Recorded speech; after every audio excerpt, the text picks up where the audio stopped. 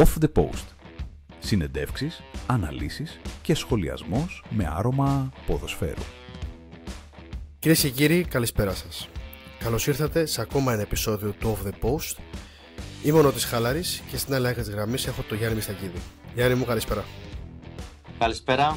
Σας καλωσορίζω και εγώ σε ένα ακόμα επεισόδιο. Ας κάνουμε παρέα για ακόμα μια φορά. Το θέμα που θα μιλήσουμε σήμερα είναι η Εθνική Ελλάδος. Κάναμε το 1-2 Νότι. Θα ήταν καλύτερη μέρα αν είχαμε κάνει το 2-2 σίγουρα, αλλά είναι ένα αποτέλεσμα που μας δίνει ένα καλό μάθημα και σίγουρα να μάθουμε να αντιμετωπίζουμε, να μην είμαστε μία του ύψου μία του βάθους. Ήταν ένα πάρα πολύ καλό μάθημα. Είμαστε στο παιχνίδι Νότι. Από κάτω εγώ, από πάνω εσύ, στα δημοσιογραφικά. Είδαμε το παιχνίδι από κοντά. Είχαμε δώσει την άβρα μας. Η αλήθεια είναι. Σίγουρα θα ήταν πολύ καλύτερη μέρα αν μιλάγαμε για το 2-2, το συζητώ. Θα κάναμε και ένα πολύ μεγάλο βήμα για το στόχο μας που δεν είναι άλλος από το να πάμε στο Μουντιάλ.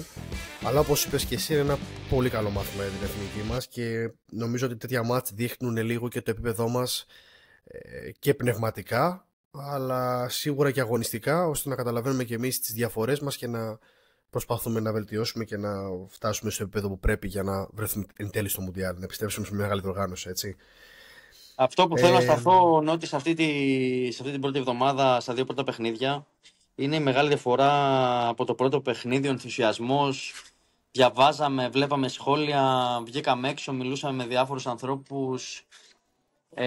Το πώς εναλλάσσεται η ψυχολογία του Έλληνα φιλάθλου, των δημοσιογράφων, πώς ανεβάζουν τους παίχτες ποδοσφαιριστές και εννοείται ένα πιο δύσκολο παιχνίδι που περιμένεις η ομάδα να κερδίσει, μιας και έχουν φουσκώσει τα μυαλά όλων από γύρω, κυρίως από τους δημοσιογράφους αλλά και τους οπαδούς, περιμένοντας μια πάρα πολύ καλή απόδοση και στο δεύτερο παιχνίδι με τη Δανία. Πράγμα που δεν έγινε, γιατί η Δανία, όπως είδαμε, έχουν τρομερή ομάδα τελικά. Τρομερή ομάδα, δηλαδή από κοντά που είδαμε το παιχνίδι, είναι ότι έχω καιρό να δω τόσο πολύ συμπαγής, καλή ομάδα, τακτικά, άριστη, με τρεξίματα, με παίχτες μεγάλης κλάσης, που σαν Έλληνες δεν ξέρω αν το υποτιμήσαμε, αλλά βλέπω δηλαδή μετά το παιχνίδι, αυτό είναι το πρόβλημα και νομίζω ότι είναι ένα πρόβλημα κοινωνικό γενικά στην κοινωνία μας, στο να συμβαίνει κάτι καλό και να ενθουσιάζεσαι και να πανηγυρίζεις και την επόμενη Κυριακή να τους κράζεις όλους και ότι ήρθε η καταστροφή και ότι φταίει ο προπονητής και ότι φταίνουν οι παίχτες. Ενώ βλέπουμε ότι τα τελευταία χρόνια η Εθνική πρώτη φορά είδα βασικά σε μάτς Εθνικής 32.000 κόσμο, 31,5. Πόσο κόσμο είχε Νότι? Το γεμίσαμε. Sold out ήταν το παιχνίδι, έτσι ανακοινώθηκε. Δείχνει πόσο στήριξη, πόσο αγάπη δηλαδή λαμβάνουν αυτά τα παιδιά με την προσπάθεια που κάνουν, το πόσο καλοί ποδοσφαιριστές είναι, το ξέρουμε όλοι. Πλέον έχουν εξελιχθεί πάρα πολύ τα πράγματα στην Ελλάδα. Ο Έλληνας ποδοσφαιριστής έχει εξελιχθεί πάρα πολύ. Δεν έχει να ζηλέψει τίποτα από τους παίχτες αυτούς τους μεγάλους στο εξωτερικό. Αλλά μια κακή στιγμή δεν μπορεί, αυτό που είπα και στην αρχή, να βγαίνεις και να κράζεις ή να ενθουσιάζεσαι και να τους ανεβάζεις, να τους κάνεις έως και την επόμενη Κυριακή να τους θάβεις, να τους κράζεις. Είναι κοινωνικό το πρόβλημα και σε αυτό θα ήθελα να σταθώ κυρίως. Ότι με μία ήττα δεν σημαίνει κάτι. Όλοι ξέρουμε ότι η προσπάθεια που γίνεται στην Εθνική από όλους, από την ΕΠΟ, από τους παίχτες, από τους ποδοσφαιριστές, από το team, από τον κύριο Γιοβάνοβιτς, μέχρι και από τον κόσμο, δηλαδή η στήριξη που έχει, που ήταν στο γήπεδο κυρίως. Και πάλι θα σταθώ ότι δεν μείναν να χειροκροτήσουν και οι 32.000 την προσπάθεια των παιχτών. Ναι, δηλαδή στα τελευταία λεπτά είχαμε μείνει πολύ λίγοι. Διάβασα και σε ένα άρθρο, ήμασταν δεν ξέρω και εγώ πόσοι κόσμος, ούτε ο μισός, για να χειροκροτήσει την προσπάθεια των ποδοσφαιριστών. Αυτά είναι τα άσχημα. Αυτά είναι τα άσχημα και η αλήθεια είναι ότι καλά το λες, γιατί είναι μια λεπτομέρεια αλλά πολύ βασική για την ιδεολογία του Έλληνα, ειδικά στον αθλητισμό. Δεν γίνεται δηλαδή τη μία μέρα με το 5-1 να λέμε ότι πάμε Μουντιάλ, να έχουμε απογειωθεί και μετά ξαφνικά σίγουρα είναι απότομη η προσγείωση στην πραγματικότητα, αλλά δεν σημαίνει ότι πρέπει να τα καταρρίπτουμε όλα και να τα διαλύουμε όλα. Είναι μια από τις πιο ταλαντούχες φουρνιές της Εθνικής Ελλάδος και νομίζω ότι για πρώτη φορά είμαστε όλοι τόσο αισιόδοξοι ότι μπορεί να πάει μακριά αυτό το group, όχι μόνο τώρα αλλά και στο μέλλον. Δεν γίνεται στην πρώτη στραβή αντίδραση του κόσμου να είναι αυτή. Νομίζω ότι είναι κάτι που πρέπει να το βελτιώσουμε πάρα πολύ και οι οπαδοί να το βελτιώσουν. Δεν έχει να κάνει μόνο με το ποδόσφαιρο, όπως είπα και πριν, είναι κοινωνικό Είναι το πρόβλημα. κοινωνικό. Ναι, Βλέπεις ακριβώς αυτό τώρα, λες. δηλαδή, και στα social media, αυτό συζητούσαμε και με τους φίλους μου τους ποδοσφαιριστές, ότι δεν γίνεται στη στραβή είτε σε οτιδήποτε έχει να κάνει με το τι ανεβάζουν οι ποδοσφαιριστές ή οποιοδήποτε στα social media να υπάρχει τόσο κράξιμο και τόσο κακία δηλαδή από τον Έλληνα. Ναι, Ενώ είναι απαράδεκτο. Είναι απαράδεκτο. έχει δείξει ότι ο Έλληνας όταν είναι ενωμένος μπορεί να καταφέρει πολύ, πολύ καλά πράγματα. Όπως και να έχει, να πάμε λίγο στο αγωνιστικό κομμάτι, Νότι. Σίγουρα να αφήσουμε το κοινό. Θεωρώ ότι, για να το κλείσουμε για αυτό το κομμάτι, θεωρώ ότι κάποια στιγμή στην πορεία αυτό θα αλλάξει σιγά σιγά. Το εύχομαι να καταλάβει και ο κόσμος τι γίνεται στην πραγματικότητα και το τι προσπάθεια συμβαίνει, όπως το πες και εσύ από πίσω. Να πάμε στο αγωνιστικό. Πρώτα απ' όλα να πάμε στο παιχνίδι με τη Λευκορωσία, να ξεκινήσουμε τα καλά. Από αυτό το 5-1 στο Καραϊσκάκης. Πες μου πρώτα εσύ, Γιάννη, τι πιστεύεις για αυτή τη νίκη και το πόσο σημαντική τη θεωρούμε. Μεγάλη διαφορά, φάνηκε πάρα πολύ στο παιχνίδι. Η Ελλάδα έδειξε μεγάλη ανωτερότητα σε αυτό το παιχνίδι. Όλοι οι παίχτες ήταν έτοιμοι, ήταν πολύ συγκεντρωμένοι σε αυτό που ζητήθηκε να κάνουν και το κάνουν με τον καλύτερο και εμφατικό τρόπο. Πολύ σημαντικό το 5 μπροστά.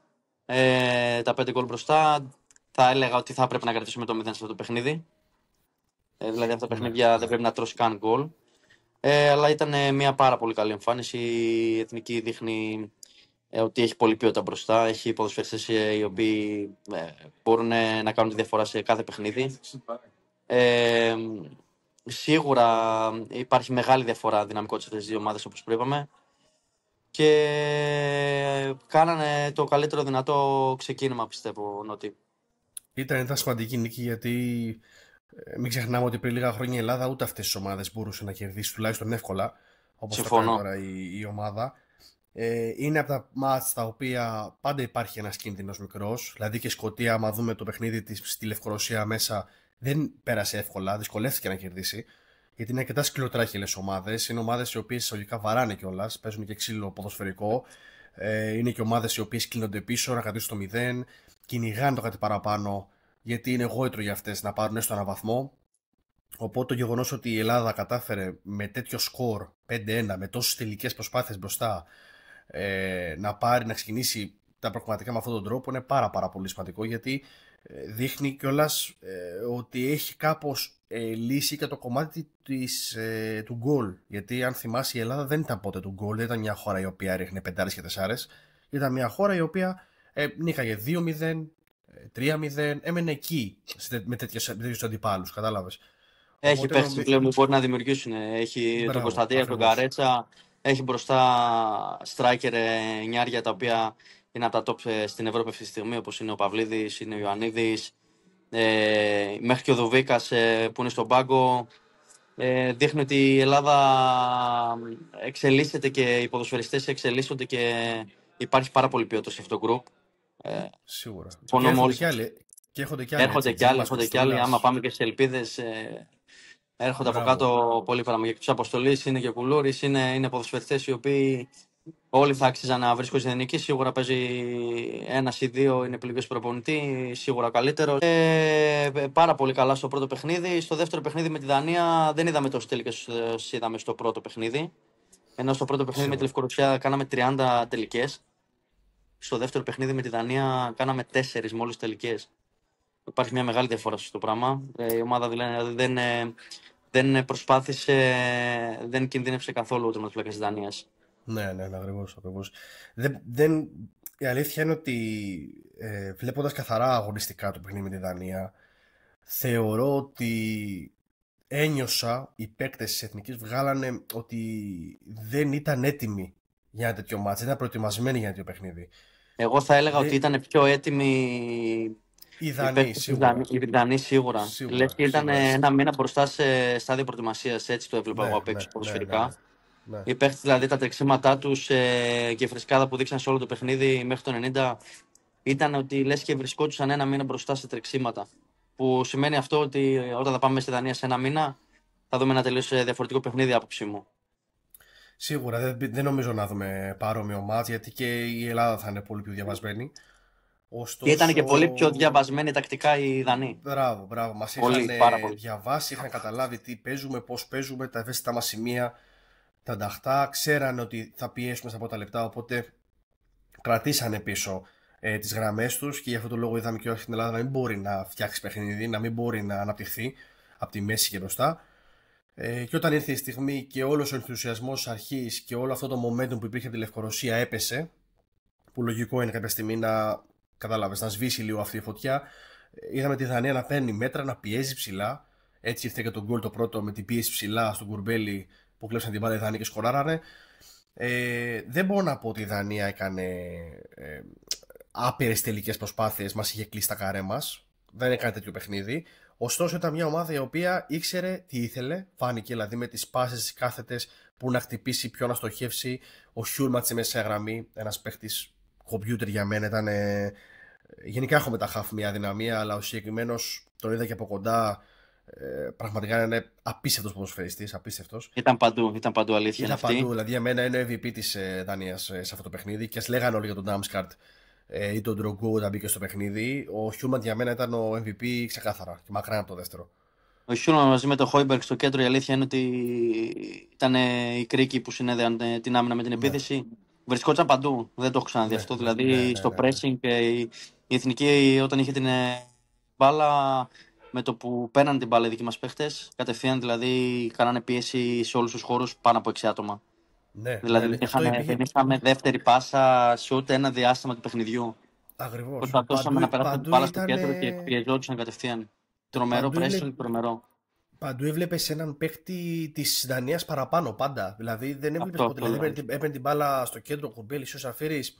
Πέφταν δύο παίκτες πάνω του και αν η μπάλα έφευγε από εκεί, υπήρχε κι άλλος να κλείσει κοντά. Δηλαδή ήταν τρομερό ο τρόπος που κλείναν τις γραμμές τους. Δεν αφήναν τίποτα, κανένα περιθώριο. Πολύ διαβασμένη τακτικά οι Δανείοι. Ήταν πολύ διαβασμένη και νομίζω ότι και η Ελλάδα ήταν σαν να μην είχε.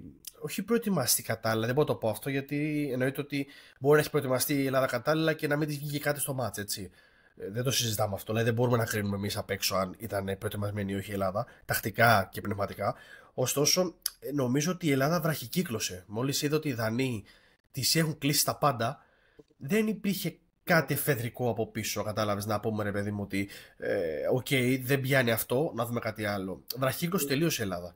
Το βλέπαμε στον τρόπο που κάνανε το control, στον τρόπο που δίνανε τις πάσες, τα λάθη που γινόντουσαν, δηλαδή σε μια φάση εντεθικά στο πρώτο ημίχρονο, που δεν το λέω για τον παίχτη συγκεκριμένα, απλά το θυμάμαι πιο δυνατά στο μυαλό μου.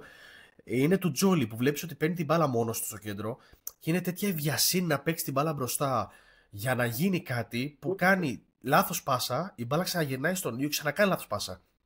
Ναι. Αυτό έδειξε δηλαδή ότι δεν υπήρχε καθαρό μυαλό καθόλου. Ότι είχε βραχικυκλώσει όλο το μυαλό, όχι μόνο το ίδιο. Απλά τώρα μου έχετε αυτό στο μυαλό σαν παράδειγμα. Δεν είχαμε εναλλακτικό πλάνο από ό,τι φάνηκε πάνω από την κερκίδα. Δηλαδή η εθνική δεν άλλαξε το μοτίβο της καθόλου, δεν άλλαξε το τακτικό της κομμάτι, ώστε να μπορέσει να βγάλει διαφορετικές σχέσεις μέσα στον αγωνιστικό χώρο.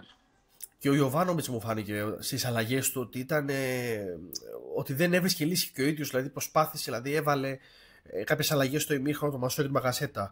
Μετά στο 0-2 βάζει το Σιώπη στο κέντρο. Μετά το 0-2 όμως. Που λες εκεί γιατί να βάλει Σιώπη στο κέντρο, να κρατήσει τι στο κέντρο, αφού έχει γίνει το 0-2. Έχει χαθεί ήδη ο ρυθμός και έχει πάει υπέρ της Δανίας. Κατάλαβες. Σκέφτηκε να πάρει τα τρεξίματα του Μασούρα και τα πιο πολύ αμυντικά σε σχέση με τον Κωνσταντέλια. Λογικά αυτή θα ήταν η λογική του και του Μπακασέτα στο κέντρο, που θα έπαιρνε πιο πολλά τρεξίματα και τις κάθετες πάσεις στο κέντρο. Σίγουρα δεν του βγήκε. Αλλά παίχτες όπως ο Κωνσταντέλιας και ο Καρέτσης, οι οποίοι μπορούν να δημιουργήσουν ευκαιρίες και φάσεις μόνοι τους, πιστεύω ότι στη θέση του Γιωβάνοβιτς δεν θα τους έβγαζε τόσο νωρίς. Ναι. Και με το 0-1 στο σκορ, δηλαδή να βρισκόμαστε πίσω. Συμφωνώ μαζί σου, συμφωνώ. Δεν ξέρω τώρα γιατί. Σκέφτηκε κάτι, ο coach δεν μας βγήκε και η αλλαγή μετά του Σιώπη, ο Ιωαννίδης μπήκε στο 75. Πιστεύω λίγο αργά μπήκε ο Φώτης, καθώς προσπαθήσαμε να παίξουμε λίγο με μεγαλύτερες μπαγιές, καθώς η μπάλα δεν μπαίνωσε πολύ από το κέντρο και κάναμε βιαστικές επιθέσεις. Ήταν λίγο αργά, μπήκε και ο Πέλκας, το μάτς είχε κρυφθεί ήδη. Είχαν πολύ ηρεμία οι παίκτες της Δανίας, δεν χάσαν καθόλου τη συγκέντρωσή τους. Ήταν ένα καταπληκτικό παιχνίδι από τους Δανούς, μπορούμε να πούμε, σε αυτό το παιχνίδι. Ναι. Δεν ξέρω αν και το φιλάθλο κοινό, γιατί εντάξει τώρα δεν μπορώ να πω κάτι για την εθνική σαν παίκτες και σαν προπονητή, αυτό δεν μπορούμε να το γνωρίζουμε. Αλλά σαν φιλάθλο κοινό έχω την εντύπωση με αυτά που άκουγα πριν το παιχνίδι, ότι είχαμε λίγο υποτιμήσει τους Δανούς. Γιατί η Δανία δεν έχει το όνομα τώρα της Ιταλίας, της Γερμανίας, της Γαλλίας και τέτοια. Οπότε όταν είδαμε τη Δανία να μπαίνει στον όμιλό μας για τα προγραμματικά, κάπως υποτιμήσαμε ότι OK, τους έχουμε αυτούς, ότι είναι στα μέτρα μας και καλά. Που δεν ήταν και πάρα πολύ σωστό, γιατί OK, δεν είναι ότι τα ονόματά τους σου γεμίζουν το μάτι με την πρώτη ανάγνωση. Δηλαδή τώρα άμα πεις σε κάποιον απλό οπαδό ποιος είναι ο Ντάμσκαρτ, δεν νομίζω τον ξέρει κιόλας. Δεν είμαι και σίγουρος να τον ξέρει ή όχι. Ναι. Οπότε νομίζω ότι τους υποτιμήσαμε λίγο εμείς σαν φιλάθλο κοινό απ' έξω. Μπορεί και γι' αυτό να φάνηκε λίγο πιο βαριά ήττα. Κατάλαβες ότι δεν μας νίκησε η Αγγλία 0-3, μας νίκησε η Δανία. Ποια είναι η Δανία και καλά. Θα συμφωνήσω. Και εγώ πέρα από το Χιούλμαν, το Χόιμπεργκ, ας πούμε, τον Κρίστενσεν πίσω και τον Χόιλουντ από την Νάπολη, δεν τους ήξερα τους ποδοσφαιριστές, να σου πω την αλήθεια, δεν τους είχα προσέξει ποτέ. Και στο ζέσταμα δηλαδή που κάνω μπροστά μου και αυτό το Ντάμσκατ που έβλεπα ένα σαν παιδάκι ήταν. Και μπαίνει μέσα στον αγωνιστικό χώρο, παίρνει την πρώτη μπάλα, λέω Παναγία μου, τι παίχτης είναι αυτός. Και φάνηκε δηλαδή στα πρώτα 20 λεπτά σκόραρε κιόλας. Έπαιρνε την μπάλα και δεν έβλεπε πρώτο-δεύτερο παίχτη. Και να πούμε κιόλας, εννοείται να μην παραμερίσουμε και τον προπονητή της Δανίας. Εξαιρετικός προπονητής. Σίγουρα, για να στήσει με τέτοια ομάδα, χωρίς κάποιο μεγάλο όνομα, κάποιον στάρ, ας πούμε, στην ομάδα, δείχνει ότι και στο τακτικό κομμάτι και στο πόσο καλά διάβασε την Εθνική Ελλάδα στο να μην περάσει μπάλα από το κέντρο, να μην πάει στα πόδια του Τζόλι, του Καρέτσα και του Κωνσταντέια, δείχνει ότι είναι πολύ διαβασμένος και ότι είναι πάρα πολύ καλός. Ακριβώς. Οι αλλαγές που έκανε, έβαλε τον Ντοργού, τον έβαλε δεξί εξτρέμ ενώ παίζει στη United back. Τον πέρασε στα πρώτα 15 λεπτά, με το που τον έβαλε στο 60 τον πέρασε δεξί εξτρέμ. Και στο τελευταίο δεκάλεπτο τον πέρασε αριστερό back. Δηλαδή τρελή αλλαγή, αλλά μάλλον κάτι βλέπει ο προπονητής αυτός. Ναι, ακριβώς. Δεν είναι λογική το ότι ξέχαμε να πάρει αριστερό back. Και όμως του βγήκε γιατί το τρίτο γκολ ξεκινάει από τον Ντοργού. Ναι, ακριβώς. Είχε κάνει την κίνηση που κάνει πλάτη άμυνα στο τρέξιμο, ο Σπριντ. Ναι. Που πήγε να βγει κι άλλη μια φορά στην πλάτη του Τσιμίκα. Αλλά ο Τσιμίκα θα πούμε ότι στο δεύτερο μήχρονο πιστεύω ήταν από τους καλύτερους, αν όχι ο καλύτερος. Ναι, ακριβώς. Έκανε ένα πάρα πολύ καλό παιχνίδι. Έχω επίσης για το παιχνίδι με τη Δανία έχουμε και το report από το Y-Scout, όπου νομίζω η διαφορά των δύο ομάδων φαίνεται ξεκάθαρα και στα X-Goals που παρουσιάζονται. Η Δανία έχει 2,23 X-Goals, η Ελλάδα έχει 0,29. Εκεί καταλαβαίνουμε και την ποιότητα των φάσεων για γκολ που κάνει η Ελλάδα, ότι δεν είναι ότι έκανε κάποια πολύ μεγάλη ευκαιρία και έχασε τον γκολ στις λεπτομέρειες. Από εκεί και πέρα γενικότερα η Δανία ήταν πολύ καλύτερη στην κυκλοφορία της μπάλας από την Ελλάδα. Το βλέπουμε δηλαδή και στα ποσοστά επιτυχίας της. Στάθηκαν πολύ καλύτερα στη μεσαία γραμμή και στο κέντρο. Τους βγήκε το παιχνίδι γενικότερα, δηλαδή βλέπω δηλαδή, τα ατομικά στατιστικά του κάθε παίκτη τους σε αντίθεση με της Ελλάδας, ας πούμε, και έχουν κάνει πολύ καλά ποσοστά, κοντά στο 80-85%. Δυσκόλυσαν και τον Τζολάκη, είδαμε τον Τζολάκη να επεμβαίνει πάρα πολλές φορές στην εστία του. Εντάξει, μόνο από τα στατιστικά και στην κατοχή που ήταν 56 με 60% η Δανή, με 40-44% η Ελλάδα, και τα συνολικά σουτ, τα 15 της Δανίας εναντί 4 της Ελλάδος, δείχνει όλη την εικόνα του παιχνιδιού. Ακριβώς. Δηλαδή το βλέπεις ότι οι αριθμοί μιλάνε από μόνοι τους που λέμε. Καταλαβαίνεις. Σίγουρα.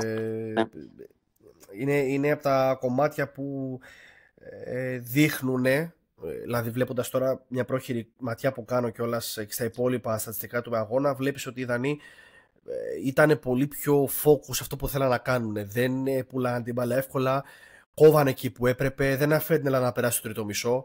Είναι ενδεικτικό ότι η Ελλάδα δεν έχει περάσει πολλές πάσεις στο τρίτο μισό του αγωνιστικού χώρου. Ή όταν το έκανε, η μπάλα δεν πήγαινε στην παίχτη, πήγαινε σε αντίπαλο παίχτη. Οπότε και αυτό δείχνει την ισορροπία της Δανίας. Και εννοείται ότι έχουμε και την ατομική καρτέλα του Χιούλμαντ. Όπως είπα και πριν, έκανε ένα φανταστικό παιχνίδι. Και για να σου πω ένα στατιστικό, να σου πω για να καταλάβεις γιατί είδους παίχτη μιλάμε.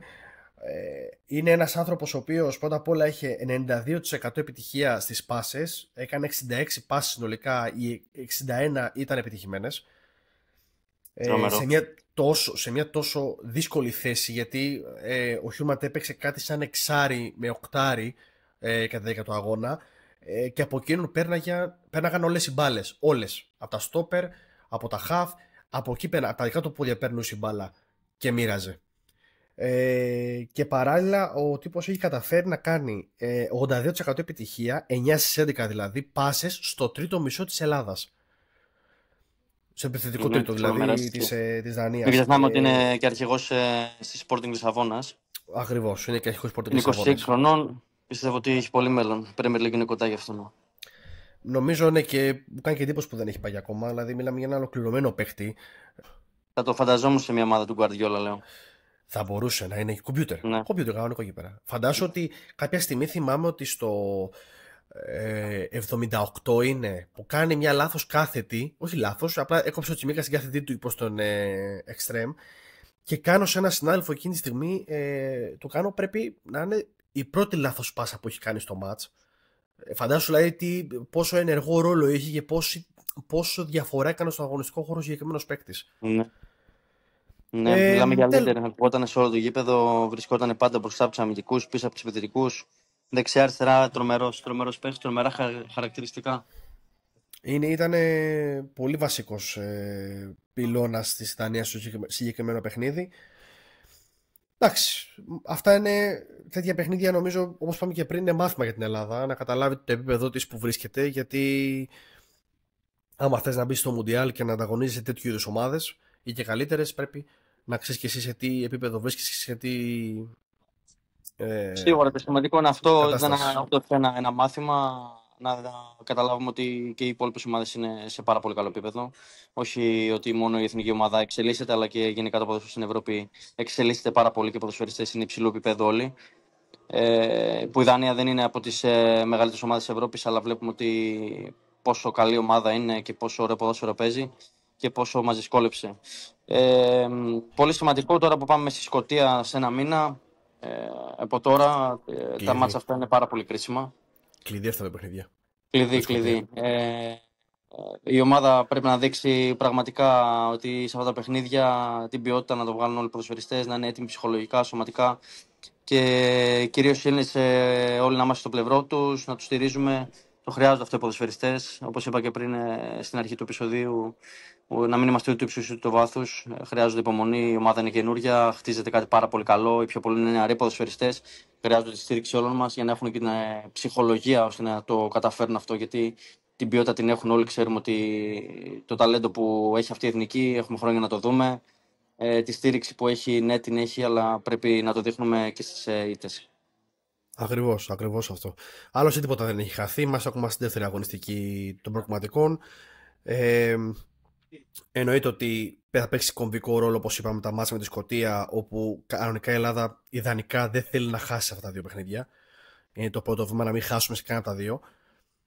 Να θυμίσουμε ότι η Σκωτία αναδείχθηκε ισόπαλη με τη Δανία. 0-0 στο πρώτο παιχνίδι μέσα στη Δανία. Οπότε αντιλαμβανόμαστε τη θέση μας. Ότι δέχεται δύσκολα γκολ. Και αυτό φυσικά εννοείται ότι δέχεται δύσκολα γκολ, αλλά και τη θέση μας αντίστοιχα, καθώς κυνηγάμε να βγούμε δεύτερη αυτή τη στιγμή. Το καταλαβαίνουμε όλοι αυτό. Οπότε, μπορεί και πρώτη, γιατί όχι. Η Ελλάδα μας έχει δείξει ότι όταν είναι outsider τα καταφέρνει πιο εύκολα. Ναι, το συζητώ, δεν το απόρριπτω με το πρώτο για να βγούμε πρώτοι και πάμε απευθεία. Σαν το ιδανικό σενάριο να βγούμε πρώτοι. Απλά εννοείται ότι μετά από αυτό το σκορ κοντά στη Δανία είμαστε σε πιο δύσμερη θέση. Εννοείται ότι είναι η αρχή ακόμα, ξαναλέμε. Όλα είναι ανοιχτά σίγουρα και είναι στο χέρι των ποδοσφαιριστών σίγουρα. Ναι, ακριβώς. Θα πούμε λίγο για την Ελπίδων. Παρακολούθησες χθες καθόλου μήπως? Και βέβαια είδαμε ελπίδες, αδυναμία στα νέα παιδιά. Και χθες δείξανε και ένα πολύ καλό δείγμα το τι έχουν σαν σύνολο, σαν ποιότητα και σαν ταλέντο. Εντάξει, ο αντίπαλος, για να τα λέμε όλα, ήταν η Μάλτα βέβαια. Δεν παίξανε κάποια πολύ μεγάλη ομάδα ως αντίπαλοι, αλλά δείξανε πολύ καλά χαρακτηριστικά. Είδαμε ένα πάρα πολύ καλό μάτς, ειδικά από τους επιθετικογενείς ποδοσφαιριστές. Και ο Πνευμονίδης έκανε ένα πάρα πολύ καλό μάτς που βάλει 2 γκολ. Ο Κούτσιας, επίσης, για ακόμη μια φορά εξαιρετικός, δείχνει ότι όντως είναι σε ένα πολύ καλό momentum αυτή τη στιγμή. Μάλιστα τον Κούτσια τον ξέρεις και εσύ καλύτερα και αγωνίστηκα και σαν άνθρωπο από μένα. Νομίζω θα συμφωνήσεις ότι είναι σε ένα καλό momentum αυτή τη στιγμή. Έκατσα και είδα το παιχνίδι χθες, ότι πραγματικά από πίσω το τι ταλέντο βγάζει η Ελλάδα δείχνει ότι πόσο καλή δουλειά γίνεται στις ακαδημίες.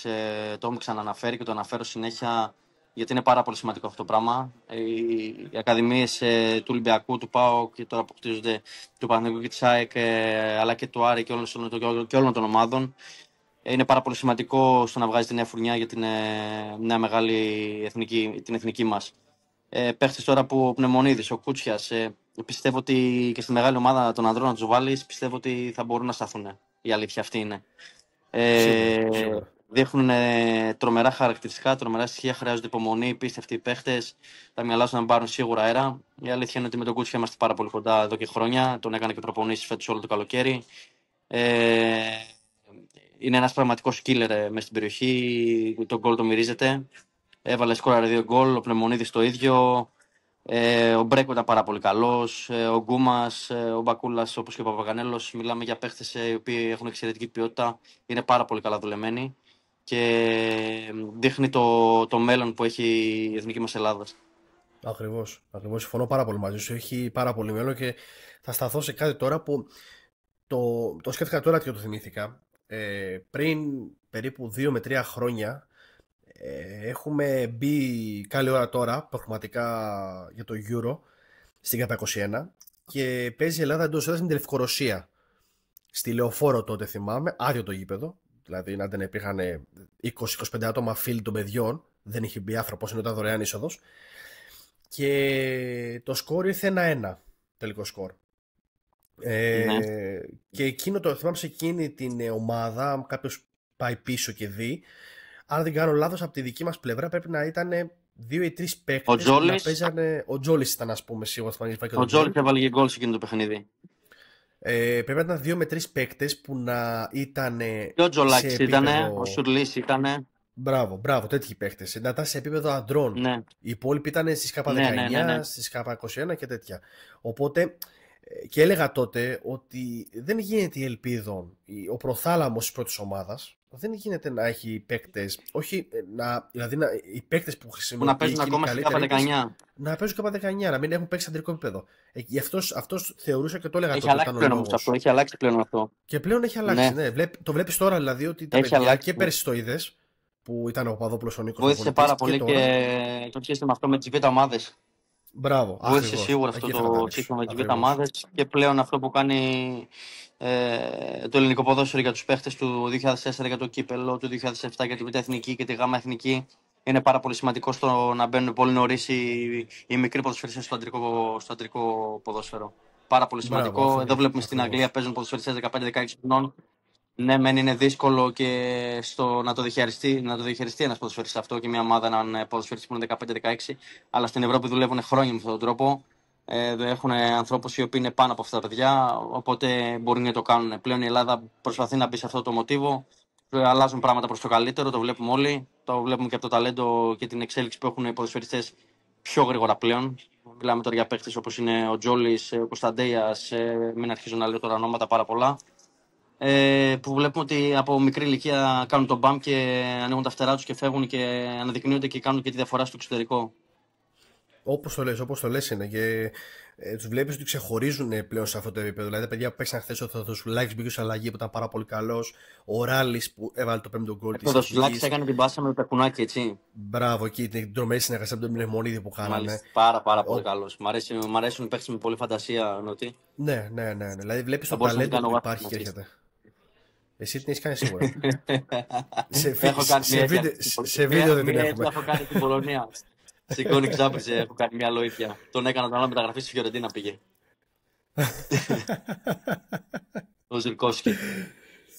Οπότε αυτό το μέλλον που έρχεται, η ομάδα που βλέπουμε και τα παιδιά τα οποία αγωνίζονται στις πιο μικρές ομάδες της εθνικής, προθάλαμο που λέμε ως πριν, βλέπουμε ότι έχουν όλο το ταλέντο και όλες τις βάσεις για να μπουν και στην αντρική ομάδα στο μέλλον. Γι' αυτό είπα και πριν στην αρχή που ξεκινήσαμε ότι αυτή η εθνική τώρα έχει, πέρα από το παρόν, έχει και όλο το μέλλον μπροστά της, να κάνει πολύ μεγάλα πράγματα.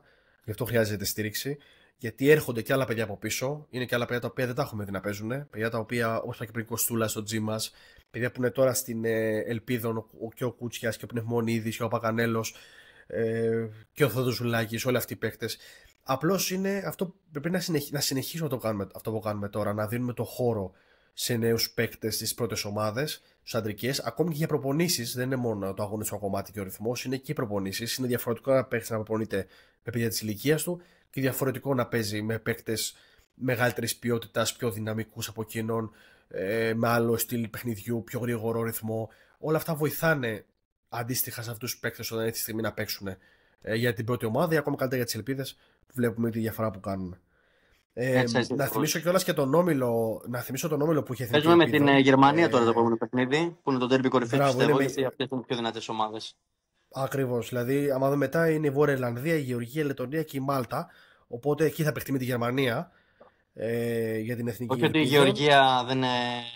Η Βόρεια Ιρλανδία δεν είναι καλές ομάδες. Σίγουρα. Εννοείται είναι καλές. Η Γεωργία ήταν στο προηγούμενο Euro και πήγε και αρκετά καλά. Μπορώ να σου πω την αλήθεια, γιατί το παρακολούθησα. Η Γεωργία είναι μια χώρα κιόλας που βλέπουμε ότι όλο και περισσότερο βγάζει ταλαντούχους παίκτες, οπότε εννοείται δεν πρέπει να την. Έχουμε και ένα δικό μας παιδί, και το Κορτεζιάννη. Πολύ σωστό. Πολύ σωστά. Επίσης το γνωρίζει καλύτερα. Αυτά λοιπόν για την Εθνική Ελλάδος. Αναμένουμε τον Οκτώβρη τώρα, όπου τότε θα αγωνιστεί η Ελλάδα στη Σκωτία και στη Δανία. Δύο πολύ δύσκολα εκτός έδρας παιχνίδια. Που θα κρίνουν και νομίζω και σε πολύ μεγάλο βαθμό το ποια θέση θα διεκδικήσει η Ελλάδα στο φινάλ των προκριματικών για το Μουντιάλ. Αλλά μέχρι τότε υπάρχει καιρός και νομίζω ότι. Να δώσουμε όλοι οι Έλληνες τη θετική μας ενέργεια, την καλή μας επιτυχία στα παιδιά και να καταφέρουμε να πάρουμε την πρόκληση επιτέλους σε μια μεγάλη διοργάνωση. Ακριβώς. Και να είναι όλοι υγιείς μέχρι τότε, φυσικά, το συζητάμε. Να είναι και ο Γιοβάνοβιτς να έχει 100% όλους όσους χρειάζεται για εκείνα τα μάτσα. Λοιπόν, ωραία, αυτά όσον αφορά την εθνική. Νομίζω τώρα θα να περάσουμε στο κομμάτι του διαγωνισμού που τρέχει αυτή τη στιγμή.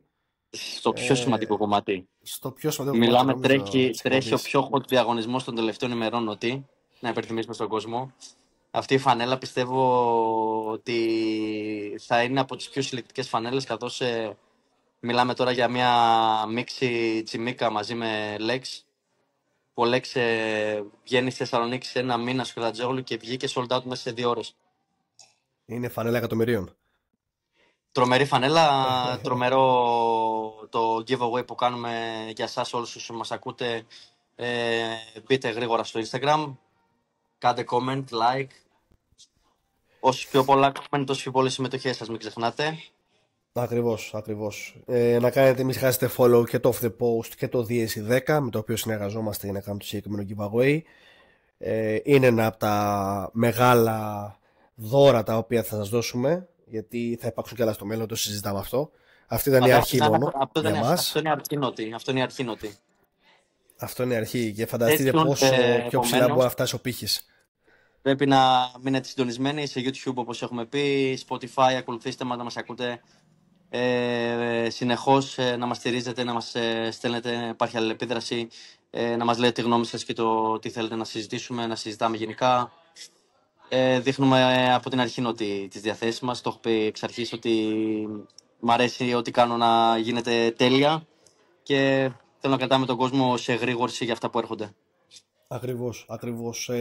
Να πούμε κιόλας ότι ο διαγωνισμός θα κλείσει την 3η 16 Σεπτέμβρη και την ίδια μέρα θα ανέβει και το τέταρτο επεισόδιο του Off The Post, οπότε εκεί θα μάθετε αν έχετε κερδίσει ή όχι τη συγκεκριμένη φανέλα.